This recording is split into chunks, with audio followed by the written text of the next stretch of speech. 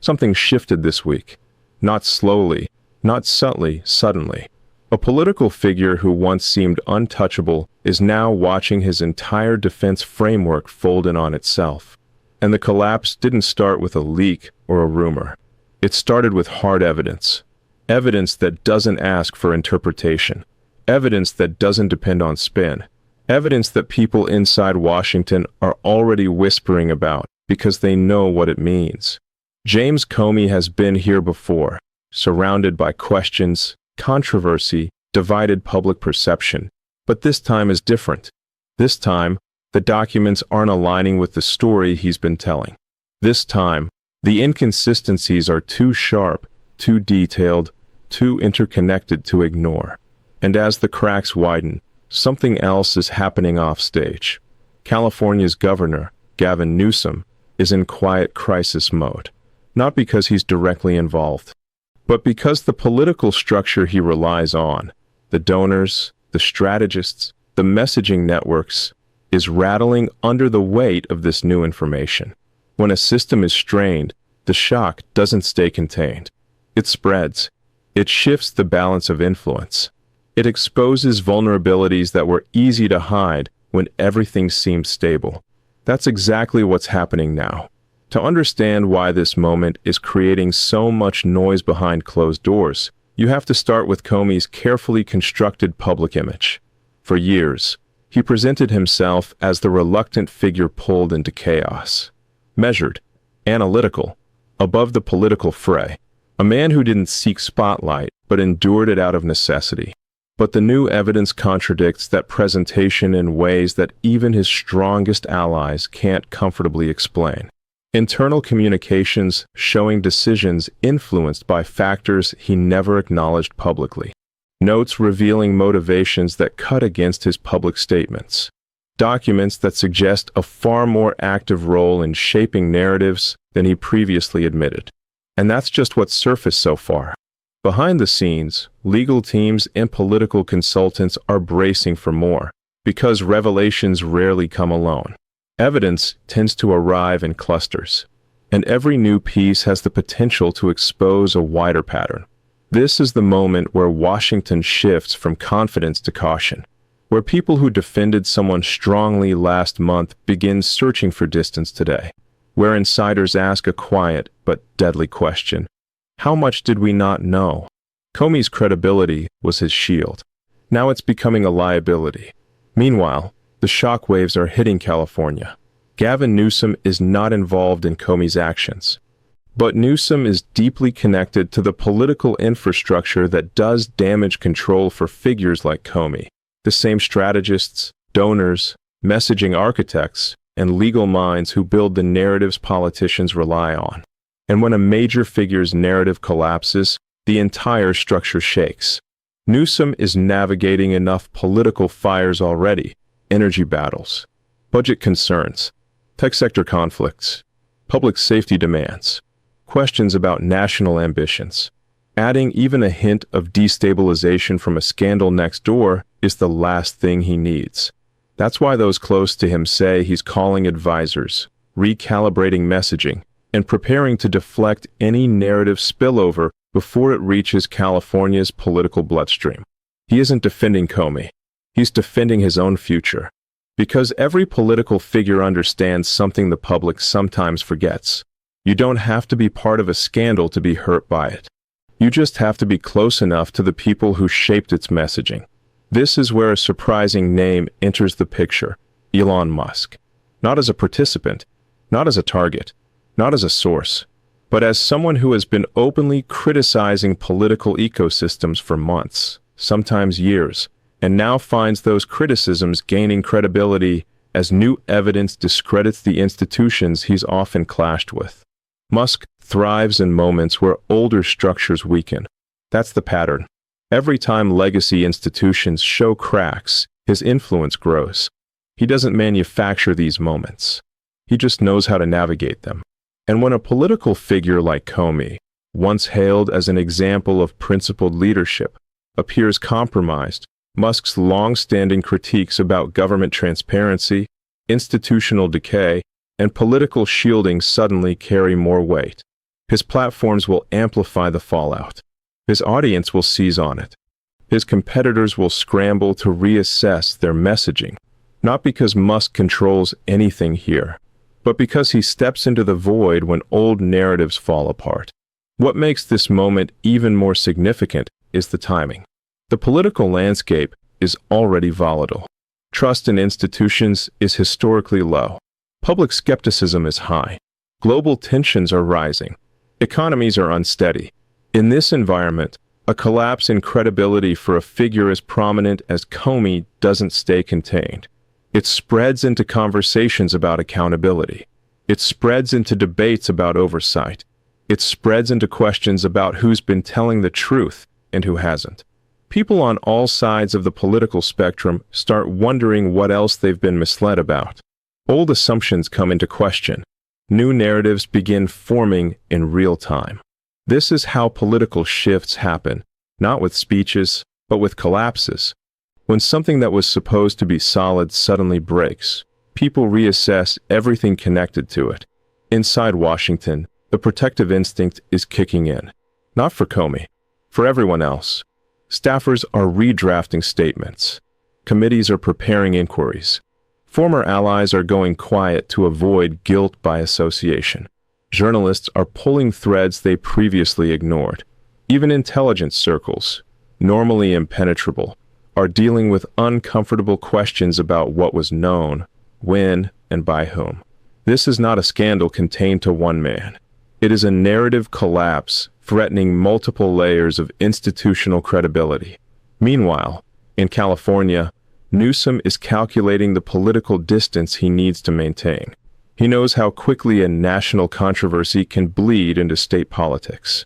He knows how aggressively critics will tie him to anything that makes the larger political machine look unstable.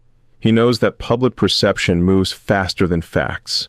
He also knows this moment can reshape the national conversation he hoped to be part of. That's why urgency is building behind closed doors.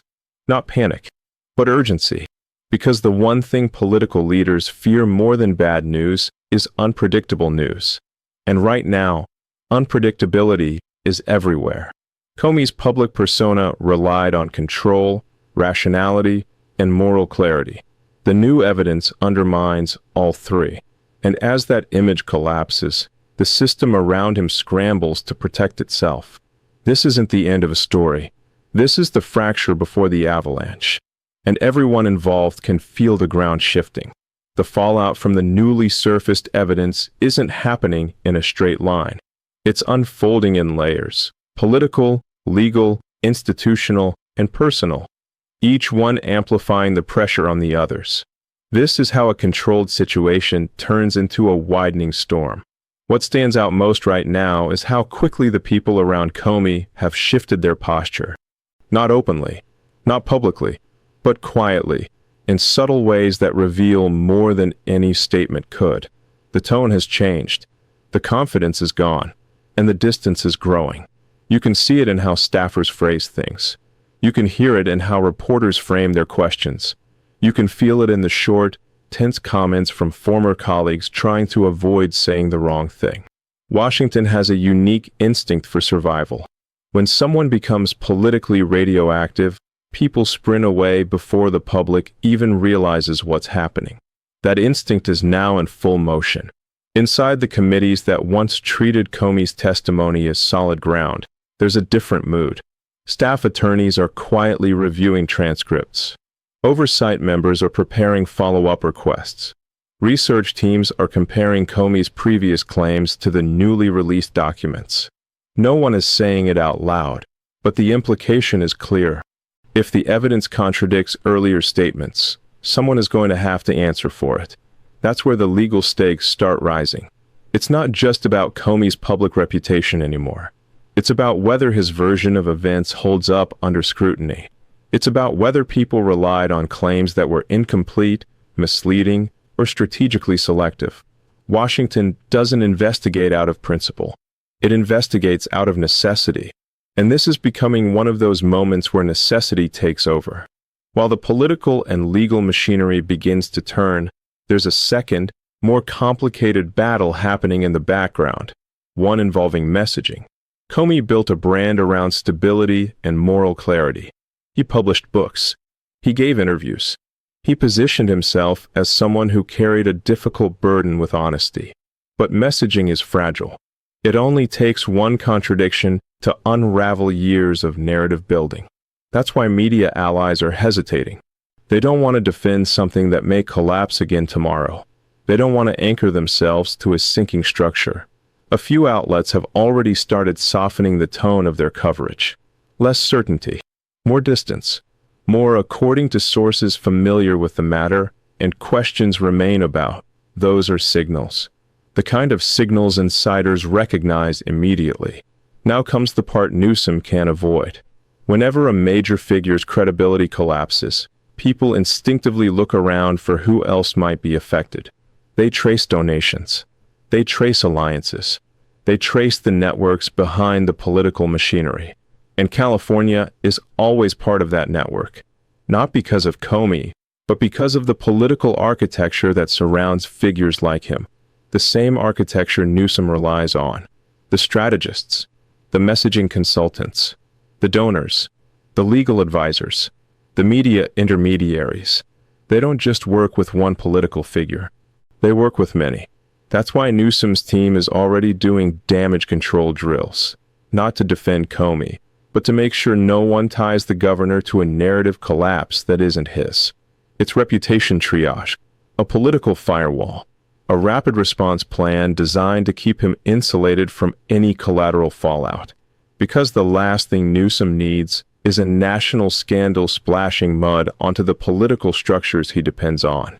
The deeper issue, and the one no one wants to talk about openly, is how this moment exposes weaknesses in the system itself.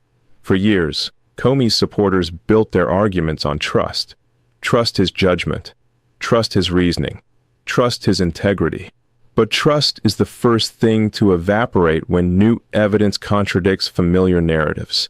And when one pillar of trust fails, people start questioning the others. What else was shaped behind the scenes? What else was presented selectively? What else was built on assumptions that now look shaky? Those questions are spreading fast. Political operatives are having uncomfortable conversations. Journalists are comparing old statements to new documents. Former intelligence officials are trying to figure out how far the damage extends. Everyone is reassessing their own exposure. That's how narrative collapses work. They don't topple one figure. They topple confidence in the ecosystem around that figure. And hovering over all of this is the influence of Elon Musk, even though he's not involved in any direct sense. Musk has spent months criticizing political insulation, media spin, government opacity, and institutional self-protection. Many people dismissed him as exaggerating or dramatizing systemic flaws. Now, suddenly, evidence is proving that some of his warnings weren't exaggerated at all. And that gives him leverage. Not legal leverage. Not political leverage. Cultural leverage.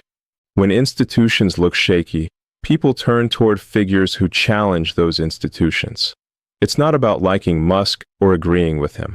It's about who appears honest when others appear compromised. And whether anyone likes it or not, this moment boosts his credibility in the public arena. That's a problem for his critics. That's an advantage for his supporters. And that's a shift the political world can't ignore.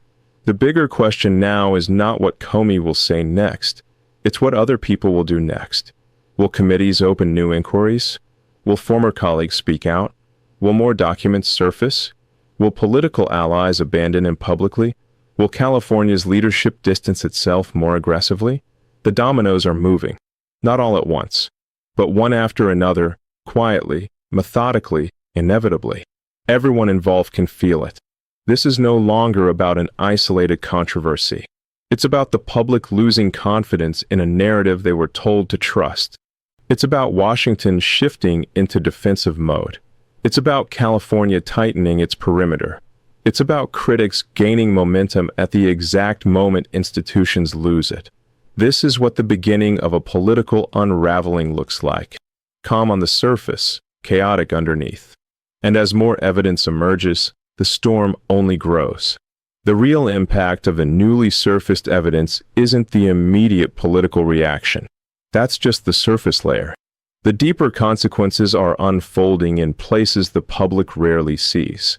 Inside legal teams, intelligence circles, media networks, tech platforms, and state political ecosystems that depend on stability to operate. And that stability just took a hit. The first big shift is happening in the legal sphere. What started as a political embarrassment for Comey is now turning into a legal vulnerability. Not because he's been charged with anything, but because contradictory evidence creates openings for challenges, inquiries, and subpoenas that didn't exist before. Lawyers are already analyzing whether his past statements to Congress line up with what the documents now reveal. They're comparing his public appearances to his internal communications. They're checking whether committees were misled, intentionally or not. When inconsistencies stack up, they become more than a PR issue. They become a problem for investigators. And Washington investigators don't need an explosion to act. They only need a crack. This evidence is a crack. The second shift is occurring inside intelligence networks. Former officials who once viewed Comey as a steady, reliable figure are having private conversations about what this means for the agencies he once led. Trust within intelligence agencies is not a political matter. It's a structural requirement. Agents depend on leadership integrity the same way soldiers depend on chain of command.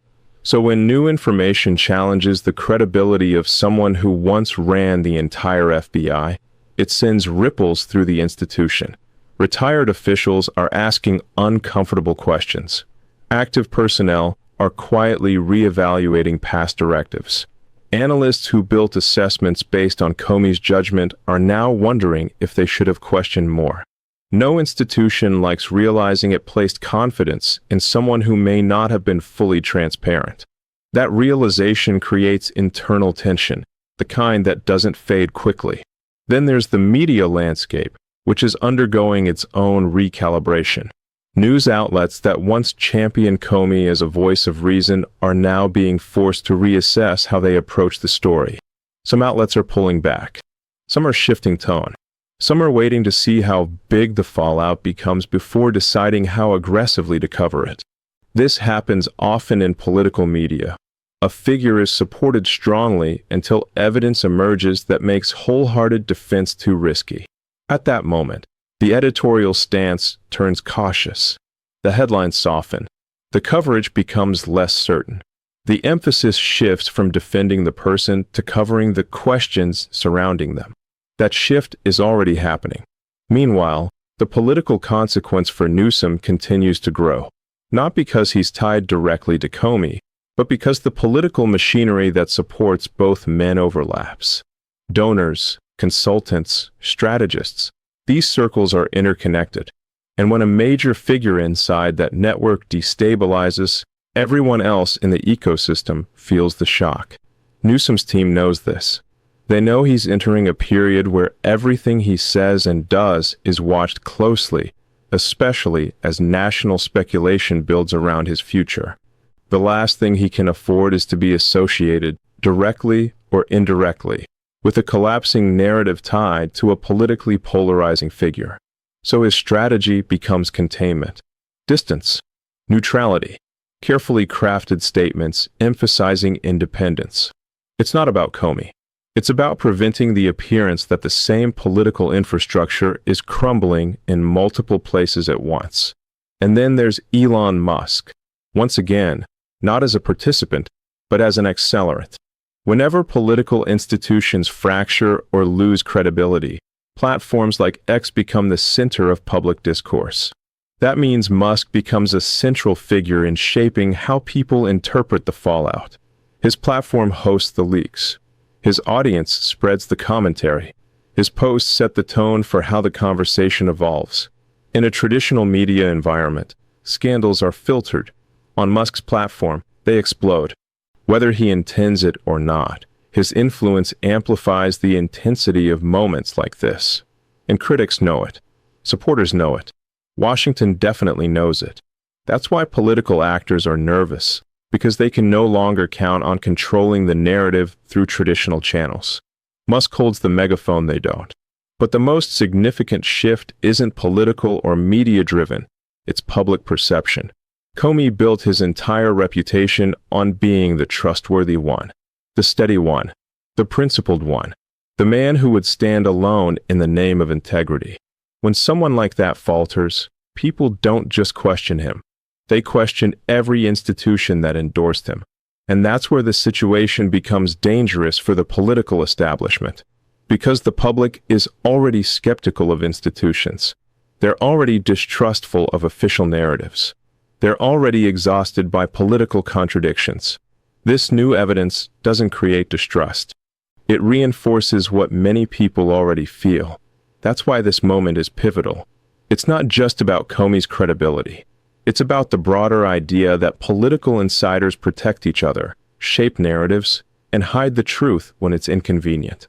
The evidence appears to validate those suspicions. As all of this unfolds, one truth becomes clearer. The fallout is no longer just a Comey problem. It's a Washington problem. It's a media problem. It's a credibility problem.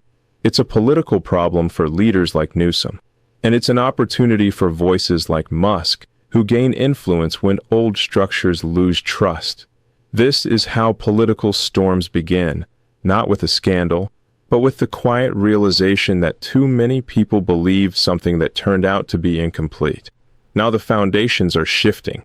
People who once defended Comey are stepping back. People who questioned him are stepping forward. And people in the middle are wondering what other truths have been hidden in plain sight. This isn't the end of the story. This is the escalation. The ground is shifting faster now. What started as a contained credibility issue for Comey has expanded into a full system stress test, one exposing weaknesses in politics, media, law, and public trust all at once. The kind of moment insiders recognize instantly, even if the public hasn't caught up yet. The most revealing change right now is what people aren't saying. No strong defenses. No coordinated talking points. No chorus of allies stepping out to steady the narrative. Silence in politics isn't neutral. Silence is strategy. Silence means people are protecting themselves. And the more that silence grows, the more isolated Comey becomes. But the situation is no longer about him personally. It's about what his unraveling represents. When someone framed as a symbol of integrity faces evidence contradicting their own narrative, people start questioning the mechanisms that elevated them in the first place. Who vouched for him? Who built the messaging around him? Who benefited from that image? Who shaped public perception while holding back key details? These questions are now echoing through Washington, California, and every political ecosystem connected to Comey's former influence. And those ecosystems are reacting. The legal world, for example, is quietly preparing for the next phase. Attorneys who once treated Comey's statements as reliable reference points are reevaluating every assumption, every testimony, every detail that linked his word to broader investigations. Because once evidence contradicts even a small portion of someone's claims, lawyers start wondering what else might not withstand scrutiny. They don't assume. They verify. They verify again. And they prepare for scenarios that once seemed unlikely. This is the early stage of institutional self-protection. Meanwhile, intelligence circles are dealing with something more personal: disappointment. Comey wasn't just a leader. He was a symbol inside the intelligence community, a representation of moral resolve, a figure who was supposed to stand firm when political forces pushed too hard. Now that narrative is fraying, and inside agencies built on trust, even a small fracture reverberates. Analysts reassess past decisions. Retired officials question internal culture. Younger intelligence personnel watch the fallout and wonder how much of what they were taught still holds true. These cracks don't heal quickly. They linger. They shape attitudes for years. Then comes the media reset. News outlets aren't abandoning Comey completely, but they are shifting into self-preservation mode. Coverage becomes cautious. Language becomes ambiguous. The tone becomes less protective and more observational. This shift happens when journalists sense that defending a figure might put their credibility at risk later. Once that instinct kicks in, the media landscape becomes divided. Some outlets will pivot harder than others. Some will cling to old narratives until they can't anymore. Some will flip positions abruptly as more evidence surfaces. The fragmentation of coverage only accelerates the confusion and increases the public's distrust. And then there's Newsom, who now finds himself navigating a political minefield he didn't create but must still manage. He can't align himself with Comey. He can't appear connected to a collapsing political narrative.